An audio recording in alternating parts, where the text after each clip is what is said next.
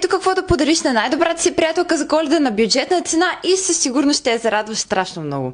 Нека да ви покажа празничното издание на Amore Box и изчакайте да видите какви страхотни неща има вътре. Първият продукт е серум с хиалуронова киселина на Yenges и сега ще ви го покажа. Ето, може да го видите. Другите две неща са на марката Feel Free, като едното е пилинг крем, а другото е околоочен крем. В кутията имате и коректор на Alex Avien за плътен и матов завършек. И последният продукт е почистващ гел от NL Beauty.